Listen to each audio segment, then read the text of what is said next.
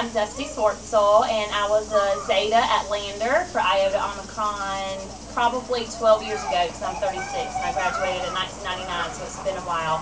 But I'm just here to share my story about getting breast cancer when I was 32. It was in 2008, and I first felt a lump in my right breast, and immediately went to the doctor, and we had it biopsied, and it came back positive for breast cancer.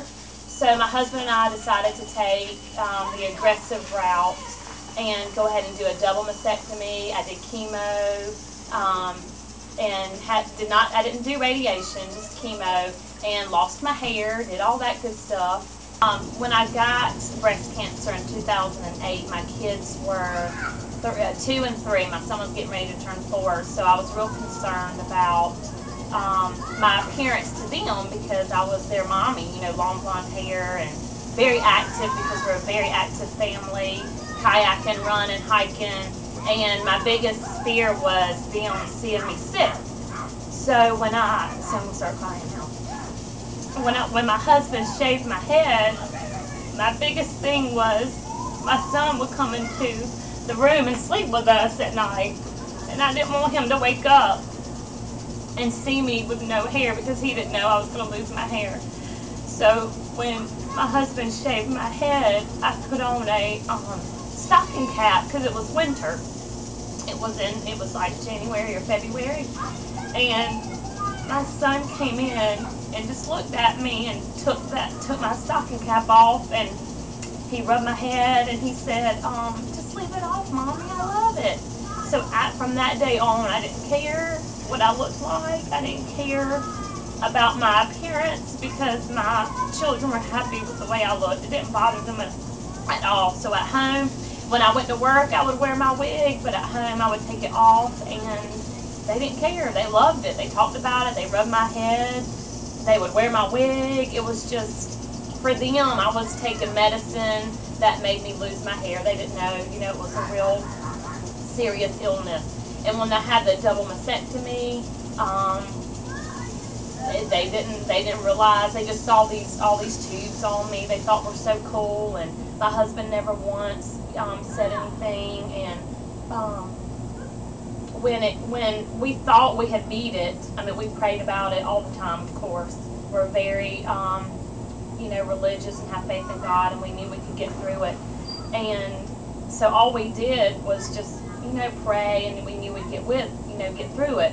But when it came back the second time, my husband and I were just like, well, either God's testing us again, or He's wanting us to change. We've got to do something different. And it was just eating away at my husband, and he just rededicated his life to Christ. And we walked back down to the front of the church, and we took this second diagnosis as another chance that God had given us, that we were supposed to just change our life and live for Him. And so that's what we've been doing. So my husband and I definitely are stronger and more connected, and without him, I definitely wouldn't be able to get through what I get through on a daily basis. I think you definitely have to have a strong support group, church family, friends, your normal family, your children, your husband, and he's definitely gotten me through those times, you know, for that. So, I mean, still, today I work through everything. I'm a teacher. I teach 8th grade, and I worked through chemo. I worked through losing my hair and going back to school wearing a wig. I work today still, even though I'm on chemo. Active in church. I run half marathons, and I think that if you just stay positive and stay connected to family and friends and to the world, that anybody can get through it. You know, you in the room sitting today could get breast cancer, and you just got to know that you can get through it with friends and family and God by your side. And the biggest thing I would recommend for ladies and women everywhere is to definitely be aware of your body, and definitely go to the doctor, and just you know, feel yourself. And I remember sitting in the Zeta meetings when I was in in college, and a lady came and spoke about breast cancer and gave us the shower card that we passed out, and it shows you how to check yourself. And I felt like I would never know if there was a lump there, because it just feels all lumpy already. But you'll know the difference if it's there or not, and if you've got a lump or not.